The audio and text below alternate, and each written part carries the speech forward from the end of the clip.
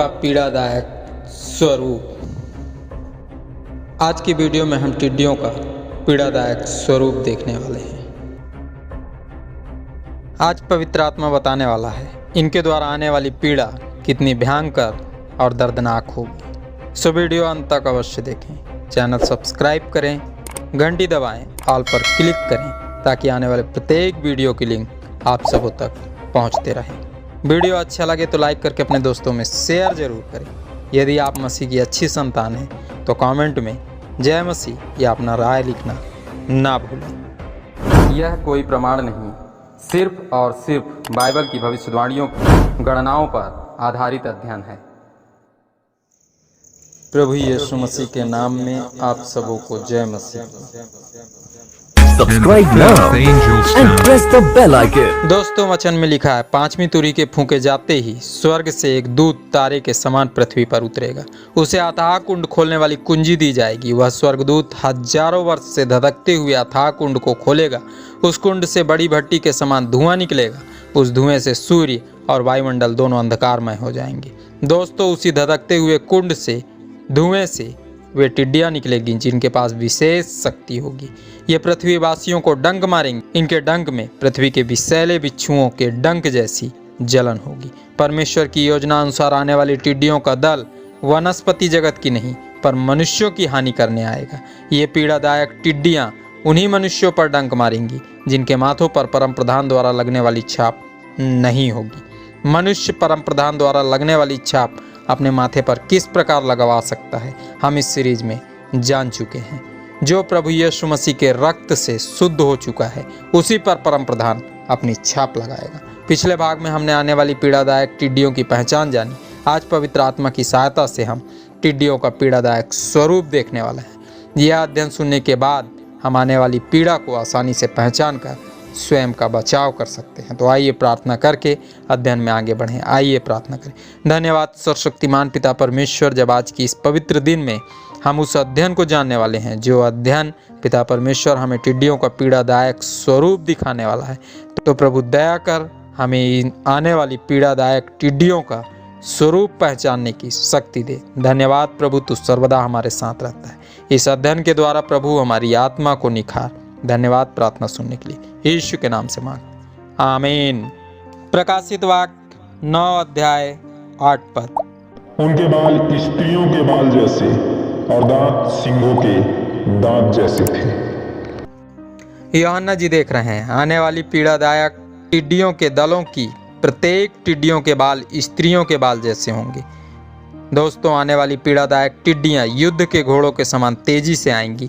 यह दल पूर्ण अधिकार के साथ आएगा। इन्हें कोई रोक नहीं पाएगा क्योंकि ये पूरे सोच विचार के साथ उन्हीं पर डंक मारेंगे जिनके माथों पर परमेश्वर की छाप नहीं होगी। साथ ही इस पद में लिखे वचनानुसार आने वाले पीड़ादायक टिड्डियों का दल भयंकर आवाज के साथ आएगा। इनके द्वारा वातावरण में फैलने वाली आवाज को कोई भी उपकरण रोक नहीं पाएगा। जिन दिनों यह दर्शन यूहन्ना जी ने देखा था उन दिनों की स्त्रियां अशिक्षित हुआ करती थीं। जैसे ही उनका मिलाप किसी अन्य स्त्री के साथ होता था, वातावरण से खामोशी समाप्त हो जाती थी। उन्हें अच्छे से अच्छा महापुरुष और महाप्रचारक भी बात करने से रोक नहीं पाता था। सो यूहन्ना जी मानो अपनी लेखनी में स्त्री के बालों के द्वारा उनके काल में फैलने वाली ध्वनि प्रदूषण की ओर इंगित कर रहे हैं। मानो बता रहे हैं उनके द्वारा फैलने वाली भयंकर पीड़ादायक आवाज को कोई भी वैज्ञानिक और उपकरण रोक नहीं पाएगा। इसी पद में आगे लिखा है, आने वाली टिड्डियों के दांत सिंहों के दांत जैसे होंगे। इसके अर्थ को आसानी से समझने के लिए आइए योएल नबी की पुस्तक उसके 1 अध्याय के 6 पद को पढ़ें। देखो, मेरे देश पर एक जाति ने चढ़ाई की है, वह सामर्थी है और उसके लोग अनगिनत हैं। उसके दांत सिंहों के से और डाढ़ें सिंघनी की सी हैं। इस पद में लिखे वचन और प्रकाशित वाक्य की पुस्तक में लिखे वचनानुसार जिन दिनों इस दल का आक्रमण पृथ्वी पर होगा उन दिनों एक भयंकर युद्ध सा वातावरण तैयार होगा। दोस्तों, यह भी हो सकता है कि वो दल कोई कीड़ा ना हो पर वो दल एक ऐसी सेना हो जो भयंकर टिड्डियों के समान दल बांध कर आए। भविष्य में क्या होगा वो तो सही मायनों में प्रभु परमेश्वर ही जानता है, पर हम मनुष्य होने के नाते इतना अवश्य समझ सकते हैं कि आने वाले दिनों में जो भी होने वाला है वो उनके साथ होगा जो स्वयं को प्रभु यीशु मसीह की अधीनता में नहीं सौंपे।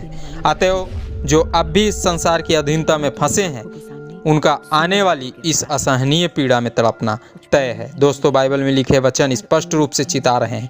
5वीं मोहर खुलते ही भयंकर युद्ध सा वातावरण तैयार होगा। आने वाली भयंकर और दर्दनाक पीड़ा को ना कोई वैज्ञानिक रोक पाएगा और ना ही कोई उपकरण रोक पाएंगे। प्रकाशित वाक्य की पुस्तक 9 अध्याय 9 पद। वे लोहे की सी झिलम पहने थे और उनके पंखों का शब्द ऐसा था जैसे रथों और बहुत से घोड़ों का जो लड़ाई में दौड़ते हैं।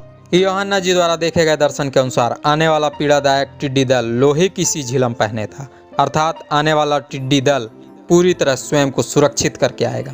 उन्हें किसी भी प्रकार के वैज्ञानिक उपकरणों द्वारा रोक पाना असंभव होगा। वचन में आगे लिखा है, उनके पंखों का शब्द ऐसा था जैसे रथों और बहुत से घोड़ों का जो लड़ाई में दौड़ते हों, अर्थात आने वाली टिड्डियों का पीड़ादायक स्वरूप ऐसा होगा कि उनके आते ही वातावरण में भयंकर कोलाहल मचेगा। वे बहुत ही तेजी के साथ अपना कार्य करेंगी। उनकी तेजी का स्पष्टीकरण आने वाली टिड्डियों के पंख कर रहे हैं। उनकी तेजी के कारण वातावरण में भयंकर शब्द गुंजायमान होगा।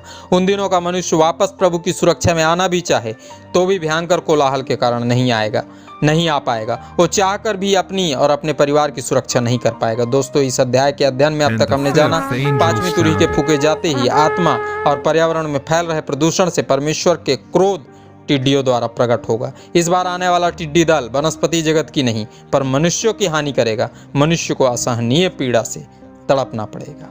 प्रभु दयावान है, दया का सागर है। वचन बताता है, उन दिनों में वे मनुष्य भी जिन्होंने परमेश्वर के इकलौते पुत्र को स्वीकार करने से इनकार किया, उसका अपमान किया, उसके पवित्र बलिदान को अस्वीकार किया, उन पर भी प्रभु दया करेगा। शैतान की सेना को कार्य करने का उतना ही समय देगा जितने सीमित समय में उन दिनों के मनुष्य परम प्रधान की सामर्थ्य को पहचान सकें, महसूस कर सकें, महान परमेश्वर की दया को जान सके। दोस्तों, शैतान और उसकी सेना उन दिनों के मनुष्यों को तड़पा तो सकता है पर मार नहीं सकता। आने वाली असहनीय पीड़ा प्रभु उसी प्रकार आने देगा जिस प्रकार अय्यूब की परीक्षा हुई थी। उन दिनों भी जो अपनी अज्ञानता को स्वीकार करके पश्चाताप करेगा, उन्हें जीवन जीने की राह नजर आने लगेगी। प्रकाशित वाक्य की पुस्तक की इस प्रकाशन में पवित्र आत्मा हम मनुष्यों को चिताना चाहता है। अभी सिर्फ 2 मुहरें खुली हैं। परमेश्वर के वचनों का प्रचार अभी भी तेजी के साथ हो रहा है। दिन प्रतिदिन बदलता परिवेश और बढ़ता तनाव तीसरे विश्व युद्ध की तैयारी कर रहा है। तीसरी मुहर बहुत ही जल्द खुलने वाली है। अंधकार का साम्राज्य छाने वाला है। मनुष्य की बुद्धि पूरी तरह अंधकार की गर्त में समाने वाली है। दोस्तों, तीसरी मुहर खुलते ही मनुष्य मानसिक रूप से अंधा हो जाएगा। किसी को समझ में ही नहीं आएगा क्या हो रहा है। वो अपनी और अपने परिवार की सुरक्षा किस प्रकार करे। वर्तमान परिवेश और वचन में लिखी भविष्यवाणियां चीख चीख कर कह रही हैं, आने वाले दिन बेहद दर्दनाक होंगे। 5वीं तुरही के फूंके जाते ही शैतान को अवसर मिलने वाला है। वो हमारी तरह अवसर को व्यर्थ नहीं जाने देगा पर अवसर का लाभ उठाकर पूरी शक्ति के साथ मनुष्यों पर प्रहार करेगा। वो अपनी सेना तैयार कर रहा है। आने वाले दिनों में उसकी सेना टिड्डियों के पीड़ादायक स्वरूप की तरह नजर आएंगी। उन दिनों के मनुष्य को भयंकर रूप से सताएंगी। उसकी सेना के सदस्य में वे आत्माएं होंगी जो बड़ी चतुराई के साथ कार्य करेंगी। असहनीय पीड़ा देने के अपने अधिकार को भयंकर रूप से इस्तेमाल करेंगी। वे स्वयं को तो झिलम पहनकर सुरक्षित रखेंगी पर वातावरण को ध्वनि प्रदूषण से भर देंगी। उन दिनों मनुष्य चाहकर भी इस वातावरण से बाहर आना चाहे तो निकल नहीं पाएगा। वे नजर तो टिड्डियों की तरह आएंगी पर कार्य तेजी के साथ सेनाओं के समान करेंगी। उन दिनों का मनुष्य मानसिक रूप से अंधा हो चुका होगा। सो वे मनुष्यों की इस परिस्थिति का लाभ उठाकर पूरी सोच विचार के साथ कार्य करेंगे। उन्हें रोक पाना संभव होगा। वे भयंकर कोलाहल मचाएंगी। कोई मनुष्य उन दिनों प्रभु के समीप जाना भी चाहे तो भी उस कोलाहल के कारण जा नहीं पाएगा। उन दिनों मनुष्य मृत्यु की कामना करेंगे पर उसे मृत्यु भी नहीं मिलेगी। सो मिले अवसर का लाभ उठाएं। परमेश्वर के वचनों से निरंतर शिक्षा प्राप्त करें। वचन में लिखे आदेशानुसार जीवन यापन करें। स्वयं को प्रभु यीशु मसीह की अधीनता में सौंपे। आने वाले दर्दनाक दिनों को ध्यान से समझना होगा। वचन में जो लिखा है वह अक्षरशः पूरा होता जा रहा है। अभी भी अवसर है। अपनी और अपने परिवारजनों की आत्मा को बचाने का प्रयास करना होगा। आज ही प्रभु यीशु मसीह को अपना व्यक्तिगत उद्धारकर्ता मानकर अपनाना होगा। अपने आप को गुनाह के मार्ग में बढ़ने से रोकना होगा। दोस्तों, एक ही अवतार है जिसने मनुष्य जाति की आत्मा को बचाने के लिए स्वयं को कुर्बान किया। उसकी कुर्बानी और प्रेम को व्यर्थ न जाने दें। धर्म के नाम की पट्टी अपनी आंखों से उतार कर बदलते परिवेश और वातावरण को देखकर वचनों को पढ़ें। प्रभु यीशु मसीह किसी जाति या धर्म के लिए नहीं पर संपूर्ण मनुष्य जाति के लिए अपना रक्त बहाया है। उसके बहते हुए लहू से स्वयं के पापों को धो डालें। आज के अध्ययन से जो शिक्षा मिली उस शिक्षा के पद को सदैव स्मरण रखें। यह पद योएल नबी की पुस्तक उसके 2 अध्याय के 13 पद में पाया जाता है। आइए हम इस पद को धर्मशास्त्र बाइबल से पढ़ें। अपने वस्त्र नहीं अपने मन ही को फाड़कर अपने परमेश्वर यहोवा की ओर फिरो, क्योंकि वह अनुग्रहकारी, दयालु, विलंब से क्रोध करने वाला, करुणा निधान और दुख देकर पछताने हारा है। दोस्तों, वचन में जो भी लिखा है वो पूर्ण सत्य है। हमें इन वचनों पर विश्वास करना होगा। आपने इन अध्ययनों को ध्यान से सुना, आपका बहुत बहुत धन्यवाद। प्रभु यीशु मसीह के नाम में आमीन।